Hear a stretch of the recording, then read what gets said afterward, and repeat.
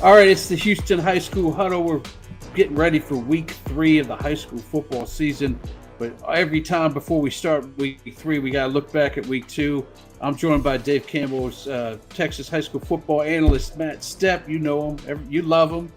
Or at least you like him strongly. You may not love him, but you at least like him. Some people love him. Taste. Yeah, exactly. Acquired taste. How was week 2? Did week 2 leave you with any kind of acquired taste? I'd like to hear your thoughts. I know our adoptive team is now 2-0 now. We're down there with Crawford. They're doing their thing. They keep on winning. We were talking about building blocks, but our little boys are all grown up now. They're getting some wins. We'll talk about them a little later on. I'm not sure they're going to get a third one in a row, but they definitely got 2 in a row, and that's good enough. What did you see in week 2? What did you see in week 2 that you liked or disliked? What I liked, Summer Creek's defense. I feel like this is a bold take. I'm a journalist, though. If that they continue this crazy thing about not allowing any points, it's going to work out pretty good for them in the long run. I just feel like that's going to work out pretty good for Summer Creek and Kenny Harrison's ball club. What I also liked, I love the Atascocita. A lot of Humble ISD, a lot of good things in Humble ISD right now. Love that. Great win over Katy. Got down 14-0 early, and you kind of thought, man, Katie's gonna run away with this thing. Atascocita didn't panic and really put on a good showing, kind of dominating the second half of that football game. So really, really strong performance from Craig Stump's ball club there at Atascocita. Nice bounce back win for Cy Fair, getting back right. Kind of a get right game against Cy Park. Nice job there. Willis, really, really impressive win for Willis over Klein Collins, 40-7. That was Jermaine Bishop went full Jermaine Bishop on him and did a lot of great things. He was a guy, probably a standout in the area last week. Really had a huge game for the Wildcats with the K. We like to call it. So Wildcats with the K. Nice bounce back for Huntsville. Really nice win down at 5-8 for them over a 6A in Bryan. Rodney Southern's ball club with a good win. Really 5A in Houston. Really nice week. Angleton looks good out of the box. Jason Britton's ball club's off to a 2-0 start. And, Randall, dominant win Thursday night. Iowa Colony taking care of business. And, a couple of Houston teams going on the road and doing some things in the DFW area this week. North Shore goes to Crowley and struggles. It did struggle a little bit, but they this tells you how good North Shore is. That Crowley is a playoff team in 6A, right. Probably a second place team. Probably second, yeah. North Shore goes 4 hours on the road into Fort Worth, not Dallas. They had to go an extra 45 minutes west to Fort Worth. Take on Crowley. They throw 5 interceptions and still win by 2 touchdowns.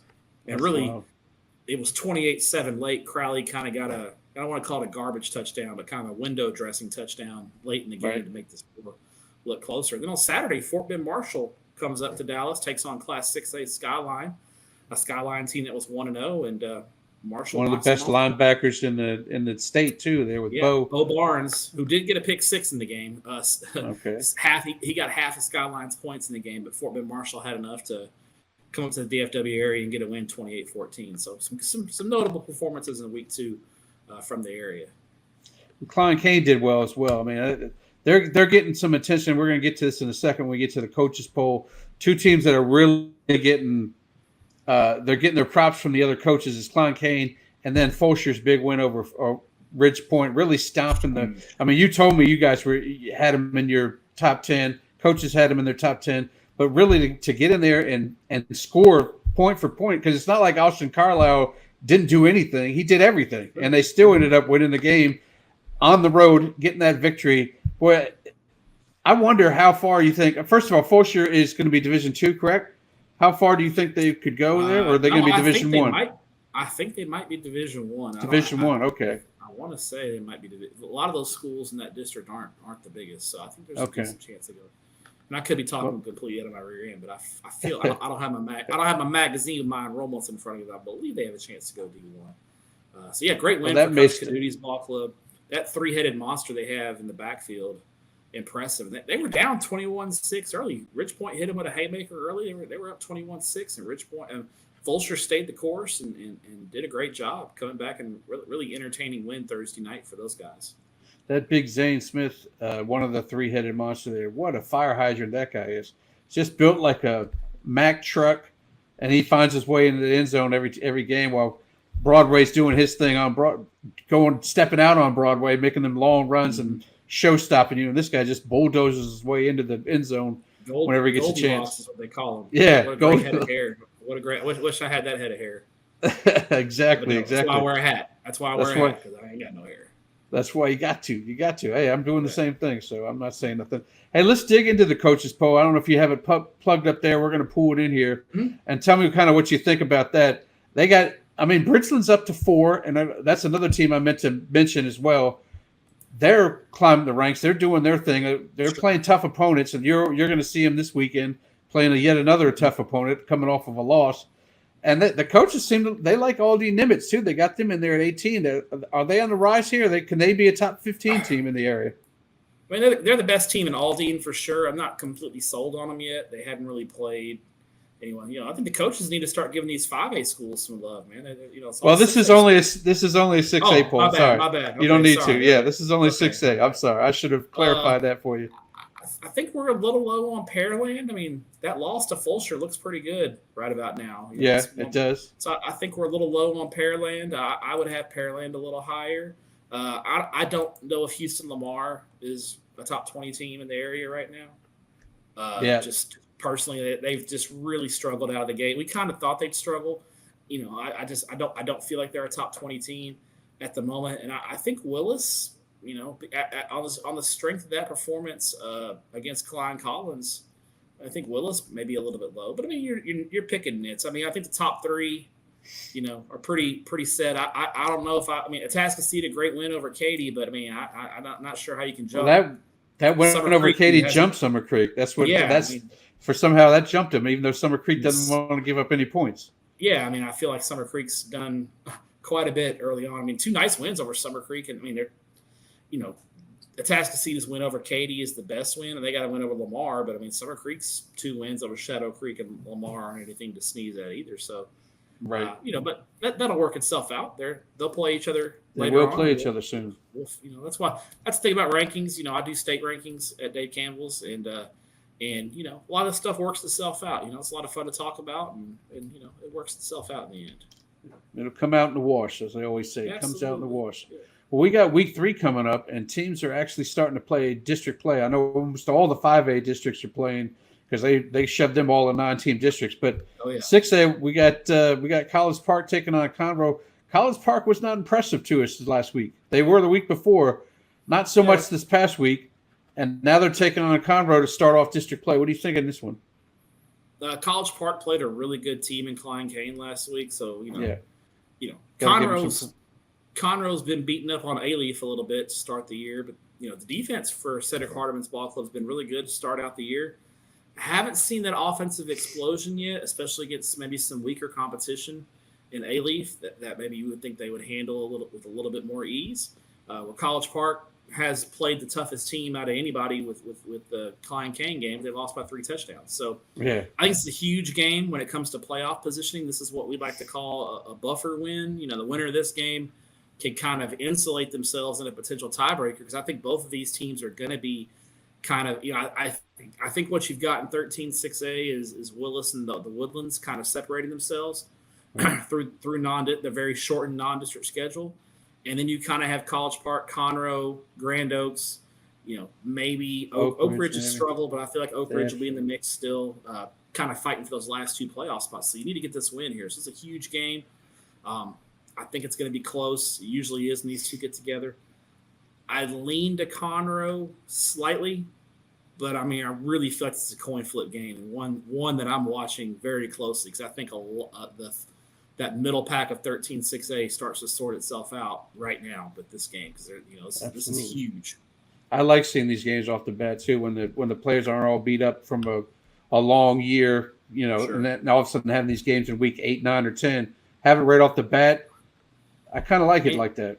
And in a 9-team district, your bye when it falls can be really key. Where if it kind of gives teams an advantage. Where if you're coming off a bye, You've got 2 weeks to prepare because the bye rotates through the district. So if you're playing somebody that's just had the bye week, you're at a disadvantage. So it's right now it's equal. These two, they're coming off 2 games. They played 2 games. They played last week. So let's roll the ball out and see what happens at Moorhead Stadium.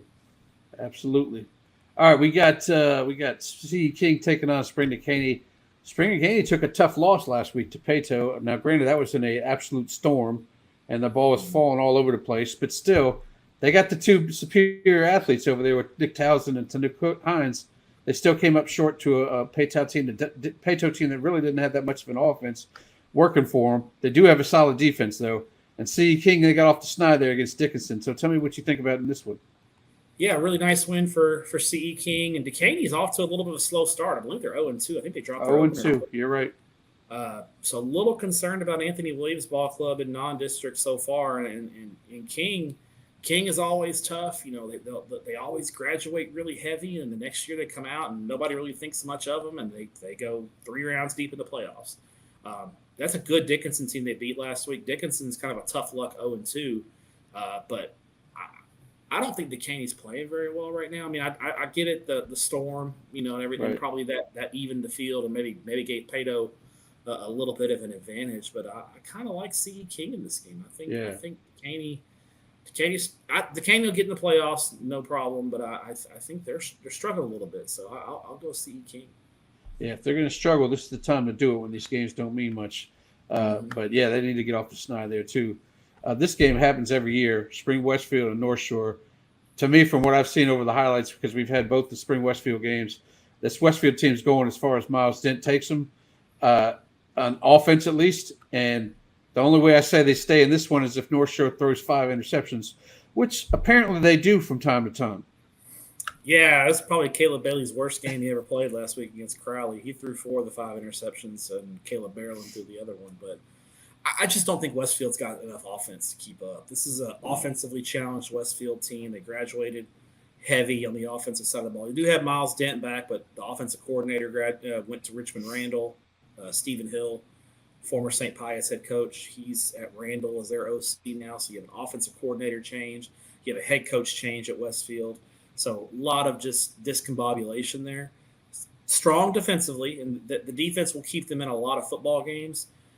I don't anticipate North Shore, especially at home, they're going to want to get out here and get right, a little bit of a get right action. Westfield often plays North Shore tough, but I don't think this is one of those games. I think North Shore runs away with it in the second half. I think Westfield's defense keeps them in it. It may only be 14-7 at the half, 10-7, 10-3, that kind of thing. But I think North Shore in the second half blows this thing open. They're a powder keg, too many playmakers, too many weapons, and they get it done. Yeah, a struggling offense does not want to go into a North Shore to play North Shore, that's for sure. And one thing about North Shore, man, especially talking to the coaches from South Oak Cliff about the game, is they raved about how good North Shore's defense tackles in space. Like, a lot of the high school teams aren't really good at tackling. With some of the restrictions and things like that, you don't get to tackle, you don't get to go to the ground as much.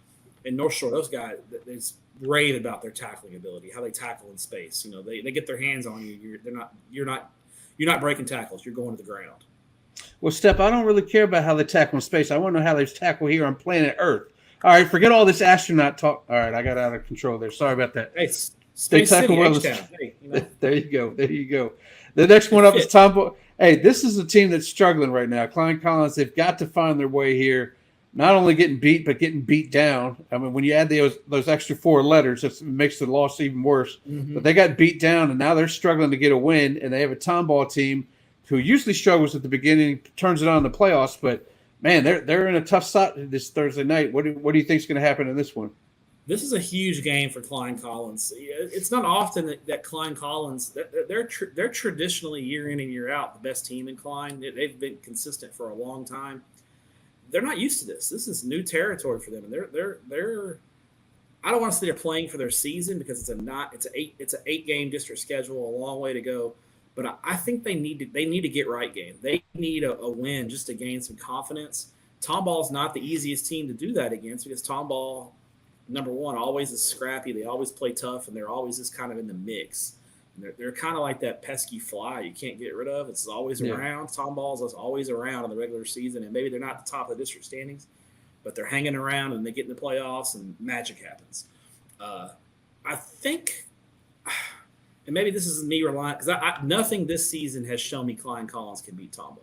Yeah. Like, just going off the 2 games that we've seen this year, Tomball should win this football game. I just got a funny feeling that Collins is going to get it together and find its way Thursday night. It's a new season. District play starts. I think Adrian Mitchell's going to have his guys ready to go. I think they win a close one, 27-24 kind of game. But Collins needs to get right because they go 0-3. I don't know if their kids will be able to bounce back from that. This is a huge game for them. Exactly. I have a feeling they're going through some long, tiresome practices this week where they go home and just lay down the tub. I bet Adrian's working them to the bone, get this thing turned around.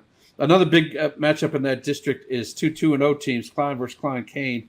Klein Cain is just playing lights out offensively. Defense, they're giving up a few points here and there, but not much against College Park, who scored 60 in the first game, and now here we are in this game 2, and they only got, I think they got 20 last week against Klein Cain. What do you think about this one? 17? Yeah, just 40-17 if memory serves. Okay. Nice start. Very quietly, Klein's off to a nice start at 2-0. They're doing a great job, the Bearcats there, but Cain's got too much. I feel like the Hurricanes are gonna make a statement to open up district. They entered the state rankings this week. They're in the rankings. They've been off to 2 nice wins over Cy-Fair and College Park. Battle tested, a lot of experience. So I think James Clancy's ball club gets that win and opens up district play in style with the win. I'm assuming Friday night at Klein Memorial Stadium there. Yeah, yep. Is that a Friday night game? That is a Friday night game because Klein Collins gets that Thursday game. That's Klein is the team that if Klein Collins keeps declining, maybe the Bearcats are the team that jumped in there and get that playoff spot. But there's so many teams there. You got Tomball Memorial and Cain and the Magnolia squads. Who knows who's going to? We got to see how this plays out the first couple of weeks. Let's talk about a game you'll be at. Race. You'll be at this one, and I know you're excited about it. You get to be on the play call, and this is a hungry Ridge Point. Color commentary. Yeah. This is going to be a hungry Ridge Point team, man, coming off a loss, taking on a Bridgeland team. It's just, man, they're keeping their quarterback's jersey clean over there with those 2 big guys. He hasn't had to wash it after 2 weeks so far, so things are going well at Bridgeland. Yeah, no fake grass stains. A nice win for Bridgeland over Tompkins last week. Yep. 41-24. Bridgeland's still rotating quarterbacks. Jet Walker and Tyler Beagle both. I'm sorry, Jet Lewis. Jet Walker is a running back at Georgetown. Jet Lewis and Tyler Beagle are both playing. Both of them threw touchdown passes. They had a running back that had 3 touchdown runs. So, Bridgeland, those 2 tackles, and Newman and Foji are going to be able to run the football. They did a good job against Tompkins, slowing them down. Going into Katy and winning, not easy to go to Katy and beat Tompkins. So, really nice 41-24 win for the Bridgeland Bears. They're going to get a Bridgepoint team smarting after that loss to Fulshire. I think Bridgepoint is going to come out with something to prove Saturday night. I think they were a little bit embarrassed, and I think they're going to. I think Coach LaFavors is going to his team is going to come out with a little bit of fire. A little bit of animosity towards Bridgeland, not because Bridgeland did anything, but just because I think Ridgepoint's looking to say, hey, we're still a top team in Houston. What happened last week was an aberration. So I think Austin Carlisle has a big game, and I think Ridgepoint's front 7 plays much, much better this week, and they get the win. So watch the show Saturday, and then if you can, tune into the broadcast. I'll be on the color commentary for that game if you want to hear my dulcet tones. Dulcet tones. Yeah. The Velvet Fog Jr. What time is the show Saturday? We're after this game. It's at 11 o'clock. So you watch. Okay, so listen to Diggs. Texan Live. Listen to Stepp first, and then see what happens in the rest of the world. And I'm gonna watch the show from my hotel on Saturday night. I'm gonna plug it into my hotel. We're gonna be good to go. We'll watch it on the hotel room Saturday. That's what I like to hear. True fan of the show. Listen, I want to ask you this since you brought it up. What's your thoughts on the 2 quarterback deal at Bridgeland? Is it something you can sustain throughout the season, or at some point we're going to have to pick one because maybe the state of Texas better than I? I've never seen a state champion with 2 quarterbacks. You got to choose one of these guys. I've who have you seen seen? state champion. I've seen state champions do it, but at some point they make a decision. So Yeah, like even North Shore's playing two quarterbacks right now, but there's a clear number one. right. And I'll bring this back to my alma mater, Everman. The first time they ever won a state championship, they had a two quarterback system throughout the entire regular season. It was basically a 50-50 split, and then first round of the playoffs, they said, okay, this is the guy, and they went with him. So I think at some point you've got to make a call and determine who your number one is. And I think Jet Lewis is the right? I think Yeah. Jet Lewis. I think it's Jet Lewis, and I think Beagle's just getting reps. So Okay. I don't know the exact dynamics of that situation at Bridgeland, but I just feel like from the outside looking in, Lewis is the guy, and I think everyone knows that.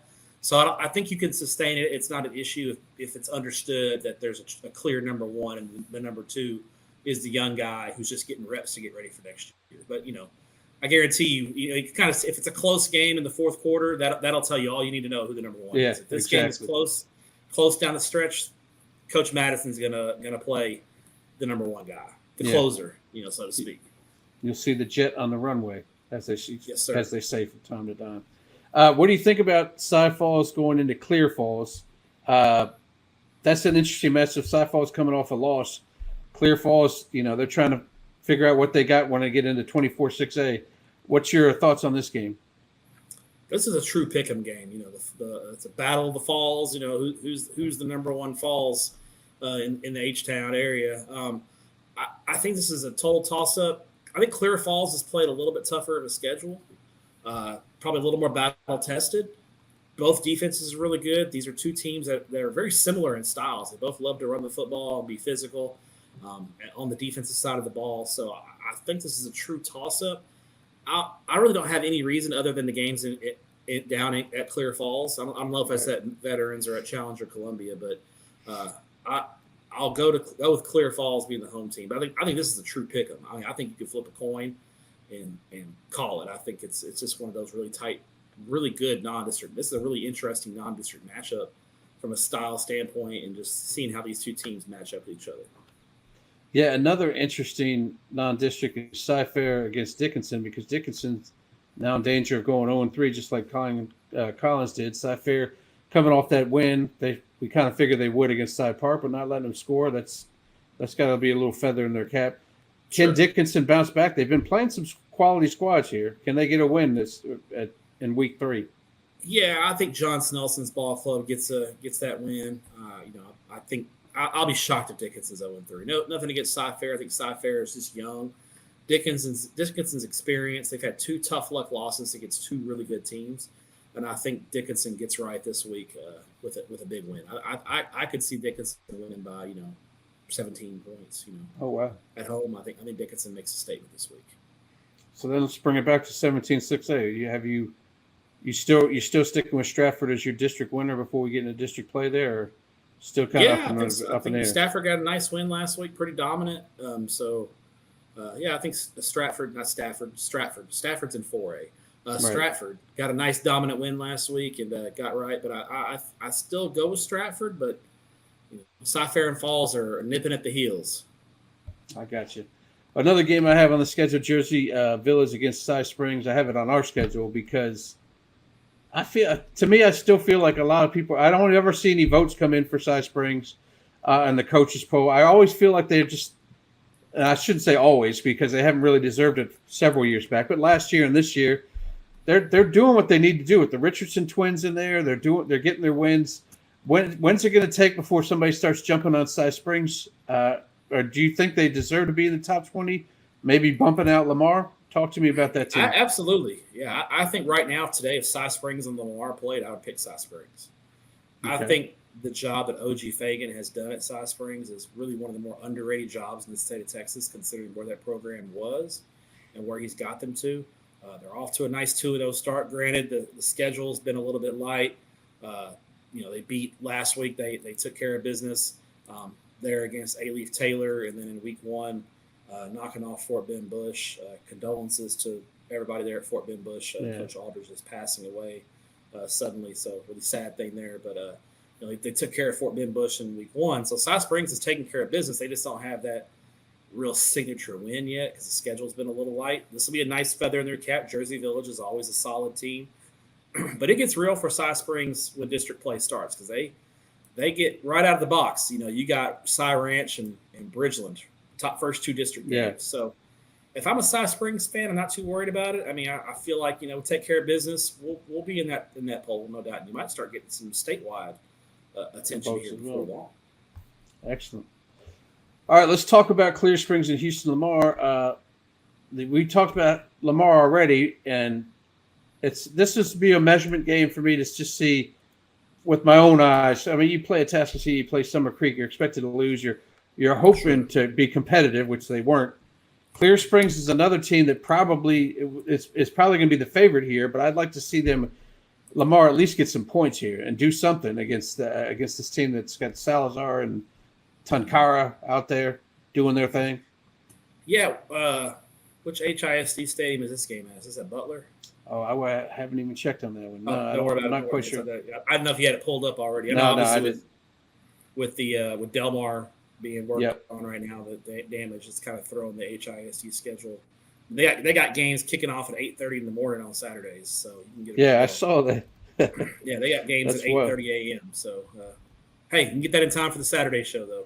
There you go. You can get there. So maybe that's what Coach Walker at HISD is doing. He's scheduling those games at 8:30 so you can get a camera guy out there to get them on. Exactly. Get them on. If that's not early enough, they'll push it to 6:30. Whatever it takes. Yeah. Dusk, a dawn kickoff. The game's at Barnett, by the way. Okay, it's at Barnett. Okay, so I feel like Lamar's going to play better this week, and I think they'll be a little more competitive. Still think Clear Springs is clearly the superior team here, but I do think Lamar gets some things that are positive happening in this game, and I think can take that into district play where they should be able to kind of get right. Yeah, they definitely get right in that district. Moving on to 19-6A, you got Katie Jordan against Katie Tompkins. As you saw in the coaches poll, Jordan's itching their way up. They're playing good football, and they're playing a Tompkins team that went out and played a couple of Cypress teams, lost one, won one. Tell me what you think about this game. Is this a point for Jordan to kind of prove that they're either the second or maybe even best team in this district? This is a big game for Jordan. They had that great start last year, faded down the stretch, took a big loss to Tompkins towards the end of the season. So I feel like this is kind of a game that Jordan is going to try to establish themselves in their place in the pecking order there in Katy ISD. They obviously have that guy in Andrew Marsh. They've got other great players, though. They're loaded offensively. I think the defense has played well. I think they've shown some improvement this year. So I think part of it's being healthy. Jordan on defense just couldn't never get healthy last year. I think they're healthy on the defensive side of the ball. They've got that guy in Andrew Marsh, the Michigan commit.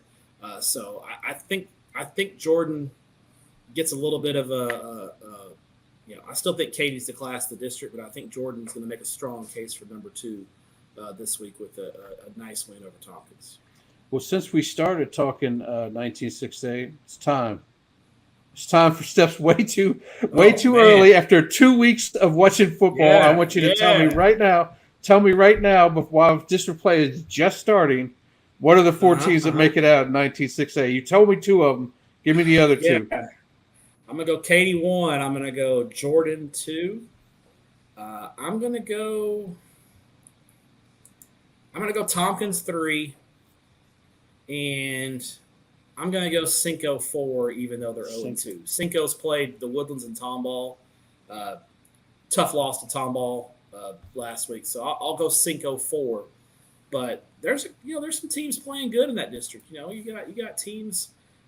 Maid Creek's off to a 2-0 start. Seven Lakes is off to a 2-0 start. The schedule hasn't been really what it was, so I'm still going to lean Cinco for that 4 spot. So let's go Katie, Jordan, Tompkins, Cinco right now. Way too early. Everybody write that stuff down, and don't write it in pencil. September 9th at 8:30. Yeah, so we've got 2 months of the season left. Don't write it in pencil either. Write it in pen. He's guaranteeing it. Matter of fact, get your Sharpie out. That's your 4 teams. Let's do it. If Steph's not right, I don't know who is right. Put him in your bracket. Just put him in the bracket now. Fulshire is red hot. Austin finally, I think this is the week they get their head coach back on the sidelines, right after the 2-game suspension. Or did he have 3-game suspension? I can't remember. But Austin was one of our, and this is more of a Fort Bend type thing with this game. I'd like to see how close they keep it. I don't know if they're going to keep it very close at all. But man, Fort Bend after Hightower and Ridge Point really takes a long dip down. I think Travis has been getting kicked around like nobody's business. Yeah, 6A is a pretty big drop off. I think probably the third best team in Fort Bend ISD may be Marshall. That's right. That's right. Fort Bend may be Crawford. I don't know if we're doing a preview of their game this week, but shout out Kempner. They're off to a nice start. They are off to a nice start. And no, we're not talking about them, but I'm glad you brought them up. They're off to a good start, though. Good job to Coach DeGar and the Cougars over there. Austin loses last week to Maid Creek 14-12. They beat Livingston 2 weeks ago. Livingston's a 4A school. Yeah, they're 4A. Yeah, so it's going to be a bad loss, right? Yeah, I think it's going to be ugly. I think Fulshere's going to roll. I got you. Well, let's move along then. Port Arthur Memorial against Hightower. I think this one has a chance to be a good one. What's your thoughts on that? Yeah, that score last week at Port Arthur in Legacy School of the Sport Science or whatever. That school, that charter, one. Independent, whatever they are over there. Whatever that mess is. It was 34-8, Port Arthur Memorial, and I think Brian Morgan, their head coach, pulled the starters a little too early and got a little dicey late. Legacy started coming back, and so Port Arthur maybe that score is a little bit deceiving. They kind of had their way with Legacy for most of the second half. The third quarter for sure was kind of dominant third quarter for Port Arthur. They held on for the win. Tough road trip. It's a long way from Port Arthur to Fort Bend, and it ain't easy to get there. It's you gotta fight I-10 all the way through there. And gonna have to leave at 1 o'clock. I've driven. Yeah. You gotta leave. You gotta leave Thursday at 8. It's a haul. So Hightower's defense has been on point. Michael Amy is one of the best safeties in the state. That Hightower defense has been lights out early in the year, but offensively, they're still trying to find themselves. The new quarterback and just kind of a lot of new faces there at Hightower after graduating heavy, still trying to find their way. I think the 6A team gets the win here, especially if this game was in Port Arthur, I might get real weird and pick Port Arthur to win this. But I think I think if this game's at Hall, I'm gonna go for Hightower and say they get the win here against the long distance. Yeah, well, at least they get Frenchies, right? So they'll be all right with that. Yeah, either on the way here or way back. I don't know if there's a Frenchies over there by Hall. During that drive, there's going to be some place they can stop somewhere. Yeah. Just go to the one on Scott Street. That's the one. That's the OG. You'll find that one.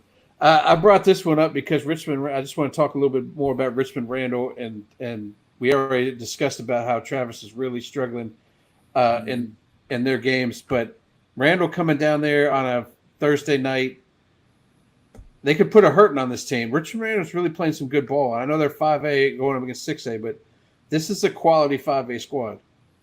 Yeah, this is a team that could win the region. I think I picked them to win the region preseason. Really, really strong team.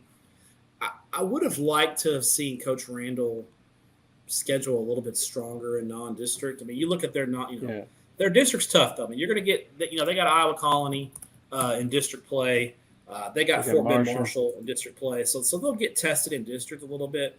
But Richmond Foster, I get it. You got to play. That's a Lamar consolidated game, and then Elsick and Fort Bend Travis, just to me, leave a little bit to be desired for a team that I think could contend for a regional title. So I think they're going to roll. I don't think we're going to be able to take too much from this game. I think the Lions have a big night, very similar to last week's game where they were up big and starters were sitting on the bench third quarter. I think we'll probably see something similar in this game. I agree. Let's talk a little 22-6A because they kind of bounced back from last. They had such a horrible week one, and all those top teams pulled up some wins except for Manville. Really, Manville's still struggling a little bit. But talk about how you thought the top tier teams at 22-6A did in their second go around week two. Yeah, I think Shadow Creek obviously got things right with their win. I think Summer Creek may just be that good, but nice win for Shadow Creek to kind of get going again. Who's actually the surprise of the district is Rayburn. Oh yeah, 2-0, and I don't think they've allowed a point this year. I think they've pitched 2 straight shutouts. So you're exactly right. Sergio Gonzalez and his ball club running the slot T now, slot T Mafia. Okay. Now, the schedule, they got Pearland this week. Are they going to pitch a shutout here? I don't think so, no. Okay. You beat Springwoods and you beat Pasadena. So for Rayburn, it's a good start. I mean, obviously, you got Pearland this week. So Pearland got right. Dawson got right. So I think this district, I still think, even though Manville has struggled early in the year, I still think Manville is your fourth playoff team. But, Dobie, that loss to Klein doesn't look near as bad now. No, it does. it doesn't look that bad. And Memorial at 2, Dobie's 1-1. Memorial's 2-0. Nice win for them over New. Pasadena Memorial. Jamie Crocker's ball club living dangerous with back-to-back 1-point wins over New Caney, Porter, and Channelview. So I think Manville's still the 4 seed, but I think Dobie and Memorial will be in contention there. But I think the district goes through Shadow Creek, Pearland, those 2 best teams. Yeah, absolutely. I like this game. Atascocita, Austin Westlake. Are you going to have your computer up for this one? I think I may watch this game online. I'm very intrigued by this game. Tough road trip for Atascocita, but last time they went on the road a couple of years ago, they went up to Dallas back-to-back weeks and beat Allen and nearly beat Denton Geyer in back-to-back weeks. So new crew, these kids weren't around back, this maybe these kids were freshmen when that happened, but this 3 or is 4 a new group. Tough road trip to Austin, and obviously you're playing Westlake, who's got a long regular season winning streak. They haven't lost at home in forever. Westlake's obviously familiar with this area, having played North Shore in the semifinals a couple times, and one thing that North Shore gave the Westlake trouble with was their speed. Atascocita's got a ton of speed. Carday Mack had a great game. He actually threw the ball really well against Katy to give Atascocita some balance, and so teams just can't load up in the box and load up for his running ability and for Torrey Blaylock. So for Atascocita to be able to throw is huge. Westlake's a really tough challenge on the road. They've got elite front play on both sides of the ball.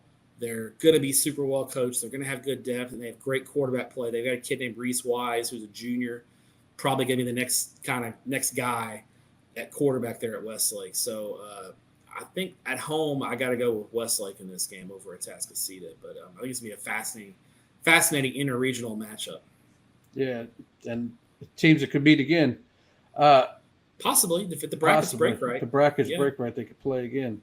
Let's talk about Barbers Hill. They're not jacking around with their 5A teams in non-district play. They're going all 6A, it looks like, and they won them all so far. Now they're going into Deer Park. My man Kieselhorst throwing that ball deep against the Woodlands, but they ran out of gas quick in the third quarter there. But tell me what you think about this one and Barber Hill's strategy of toughening themselves up with 6A teams off the bat. I like it. I like what Carl Levsek's doing. I think he knows that his district is tough when you got teams like Port Arthur Memorial, Lufkin, Galveston Ball in the district. So I think he's trying to get those guys ready for that level of competition there in 9-5A Division I. This is a hard game to pick. Deer Park had a great first half against the Woodlands. They kind of faded late. Barbers Hill, a couple of nice wins.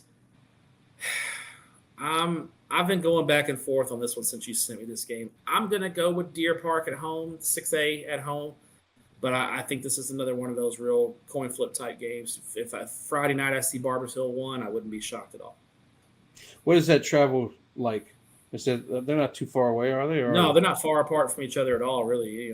That little back road from Barbers Hill through Baytown, kind of back way. It's not too bad. All right. Well, in that case, I'm going Barbers Hill just to be different from you to anger you. It seems to have worked. Look how mad he is. Yeah. I'm upset. Yeah. What do you think about Galveston Ball opening up district Are they opening up district play against Frenchwood? No, they aren't. They're not. I think they're in different districts. But they are traveling to Frenchwood to play a team that hung with and had Marshall on the ropes for a while. So maybe give them a little taste of what it'll be like when they do get to Marshall at some point, if they do get to them. Talk to me about this game. Ball's got the best player in the field in Jonah Williams. I think if Friendswood, I think the game is very simple. If Friendswood contains Jonah Williams, they're going to win the game. If they don't, Ball's going to win. Sometimes this stuff isn't rocket science, it's sometimes it comes down to very simple things. I think that's the key. If I get up word that Jonah Williams had 4 touchdowns and returned to kick for a touchdown, they don't even need to tell you what the score is. You already know who won. Nope. And there's so many ways you can get you. That's the whole thing. Defense, offense. That's kind of why I lean the ball here. I just feel like Williams is such an equalizer and a game changer for them because he does so many things well and is everywhere. You can't scheme him out of things because he's going to get his hands on the football. And so that's the thing. So I'll lean the ball here. I got you. I want to throw this in here just to get your thoughts before as we start in the district play. What you think about this Houston ISD district? They're starting play now. We got one team that's 2-0 in Sharpstown. Obviously, they haven't played too terribly much. The rest of the teams have taken their lumps here and there, taken a loss or maybe two losses in most cases. Who do you think stands out to you that during the non-district that may step up here in district play? I still think Westbury. I think Westbury's probably your team to keep an eye on here. Westbury and Sterling.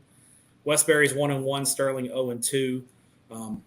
Westbury's played a little bit tougher of a schedule than Sterling has, but Sterling's been right there. Sterling's gotten blown out in both their games against Brenham and Texas City.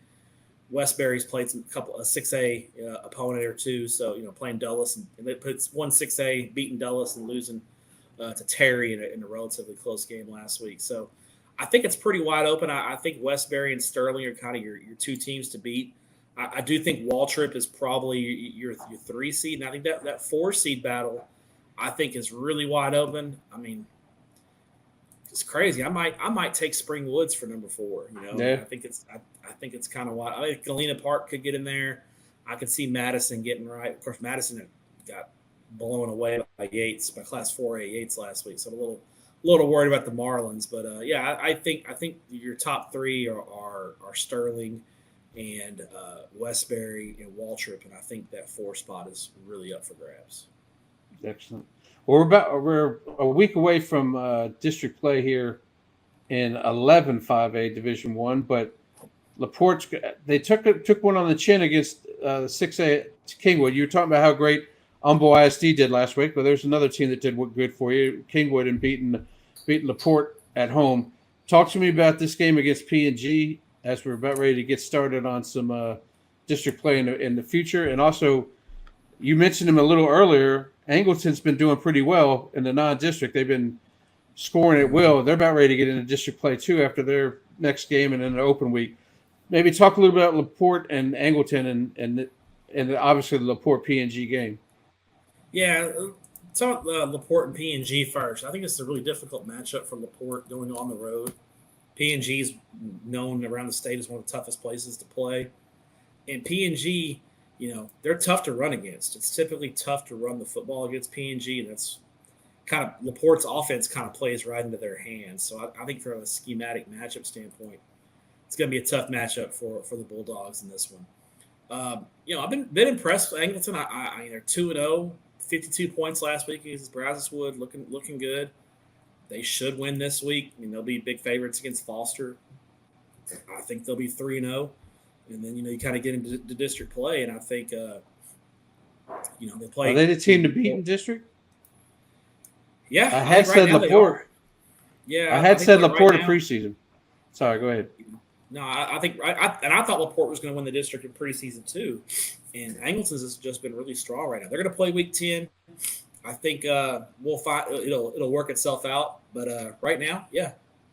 That's the team right there. Gotcha. Excuse me. I tried to mute it. Didn't mute it. Yeah. I meant to hit mute. People need to know that you're human, man. The guy has allergies like the best of us, man. Yeah. He's not immune. Sorry to you podcast listeners. I literally tried to hit the mute button just to get it in time.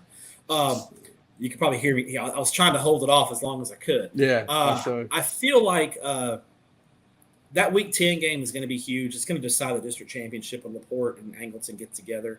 But if you're asking me today, September 9th, the start Angleton's off to has been really impressive. So I would lean to the Wildcats right now. There's a lot of football left to be played. I got you.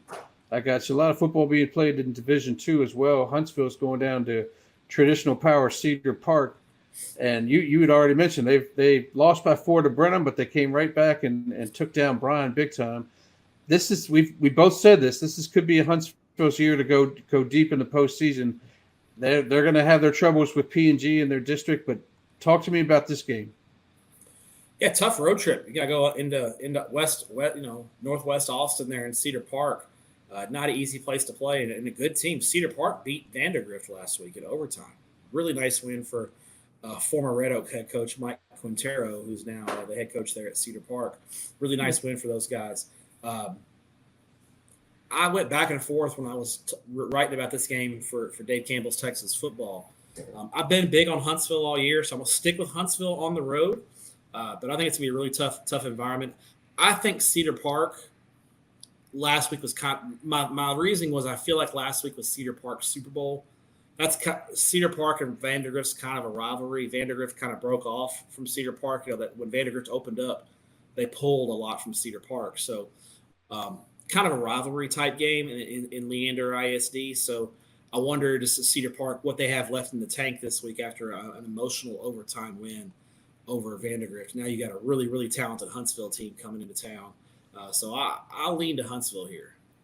Yeah, I would like to see that myself. And then they got a whole week off after that before they start district play, so they can. Yeah. And maybe a long road trip down there, but they can take a good 8-9 days driving back. Yeah, if they win, exactly. Happy bus ride. Yeah.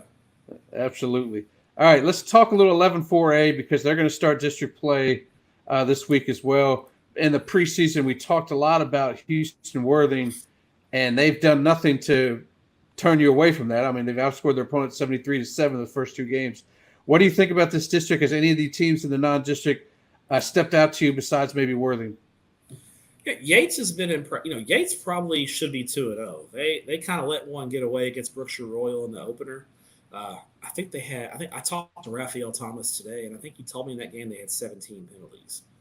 So they lose by 2 with 17 penalties, and he felt like they could have easily won that game if they had caught a couple of breaks.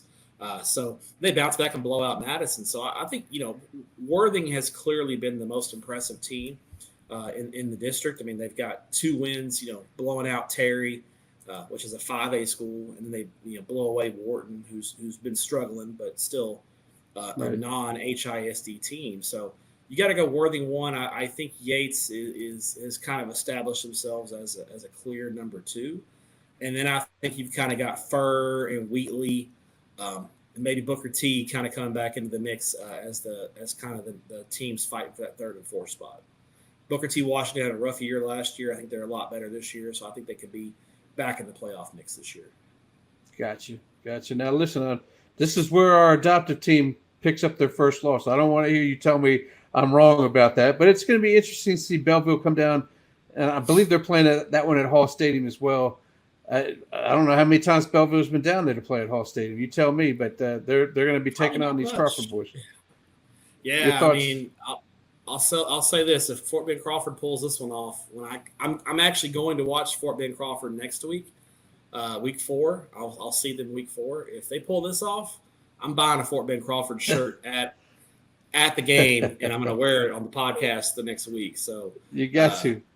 Yeah, so I think Belleville's a big favorite here.